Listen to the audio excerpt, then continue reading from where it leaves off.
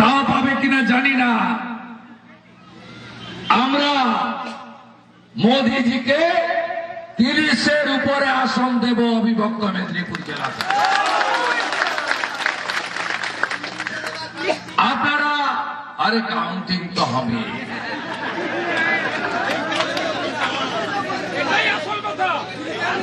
আপনি কি কিছু বুঝতে পারছেন না? আপনি এসআইআর হবে ভেবেছিলেন? হ্যাঁ, কত নাম বাদ গেছে?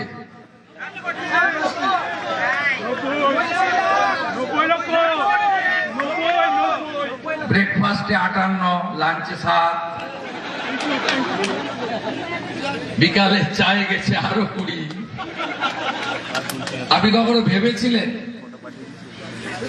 আপনি কখনো ভেবেছিলেন যে এসআইআর হবে, মমতা ব্যানার্জির হয়ে ভোট চুরি যারা করে তাদের নাম বাদ যাবে? নো মৃত, no fake, no double triple entry.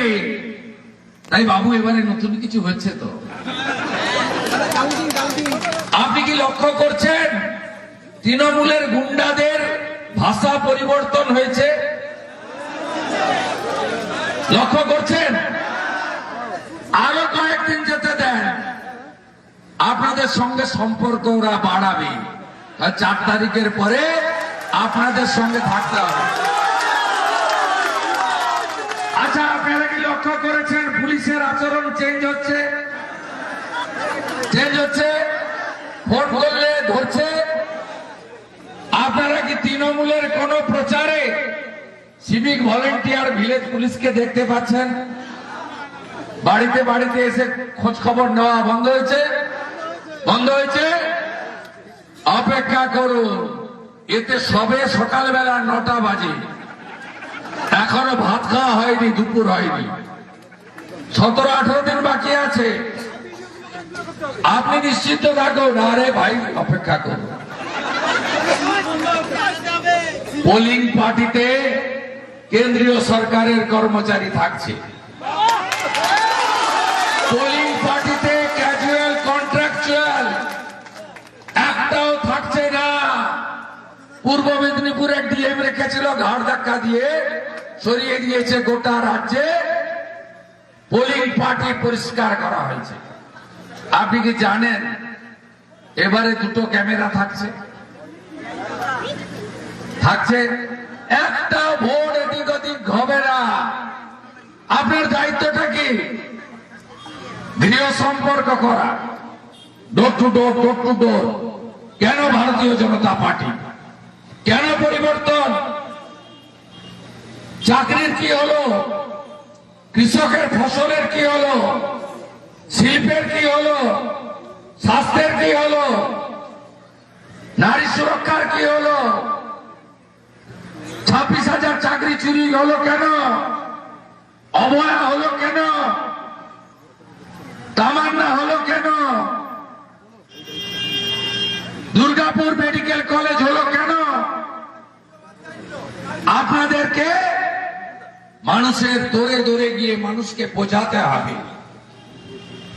হবে যে ভাতা সর্বস্ব রাজ্য হতে পারে না।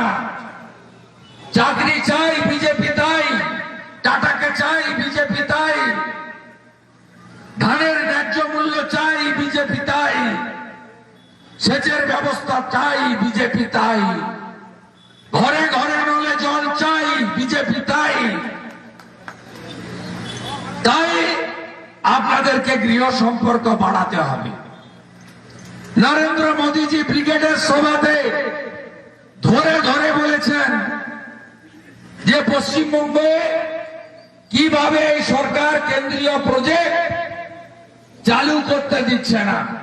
আয়ুষ্মান ভারত চান, হ্যাঁ কিনা বলুন তো? 3টা রাজ্যে আয়ুষ্মান ভারত চালু করতে দিয়েছিল না। একটা উড়িষ্যা, নবীন বাবু আয়ুষ্মান ভারত চালু করতে দেয়নি। 24-এ লোকসভার সঙ্গে বিধানসভার ভোট হয়েছে। উড়িষ্যা তো পায়ে বাটো, কাছে, ওখানে পদ্ম ফুল ফুটে গেছে। হ্যাঁ কি না বলুন? আর একটা রাজ্য আয়ুষ্মান ভারত চালু করতে দিয়েছিল না, তার নাম মদ ব্যাপারী কেজরিওয়াল, দিল্লি। 27 বছর পরে দিল্লিতে পদ্ম ফুল ফুটেছে, সেখানেও আয়ুষ্মান ভারত চালু হয়েছে। সেখানে তো দিদি রেখা গুপ্ত 5 লাখ নয়, মোদিজির 5 লাখ আর দিল্লি সরকারের 5 লাখ, 10 লাখের আয়ুষ্মান ভারত করে দিয়েছে। আর একমাত্র বাকি আছে পশ্চিমবঙ্গ। আরে ভাইপো তো হবে, সবচেয়ে বদমাইশ এই মুখ্যমন্ত্রীটা, যেটাকে আমি আগে হারিয়েছি আবার হারাবো। সব মূলের এটা আসল পার্থ কেষ্ট চুনো পুটি সব খেয়েছে, এটাই কারণ। ভাই আসল জায়গা ধরো। পিসি হারবে শুনলে ভাইপো সহ সবাই উনাকে ছেড়ে পালাবে, অনেক আগে পালাবে। এই রাজ্যে পরিবর্তন আনতে হবে। আমরা বলতাম না আগের কথা, অঙ্গ বঙ্গ কলিঙ্গ। আমরা অঙ্গ কাকে বলতাম? বিহার। কদিন আগে ভোট হলো, 243টা আসনে 202টা আসনে বিজেপি। জয় সীতা মাইয়া কি জয়, অঙ্গ জিতে গেল। তার আগে কলিঙ্গ হয়ে গেছে, জয় প্রভু জগন্নাথের জয়। কলিঙ্গ আমরা জিতেছি, আর বাকি আছে বঙ্গ। 4 তারিখে দুপুর বেলা হয়ে যাবে।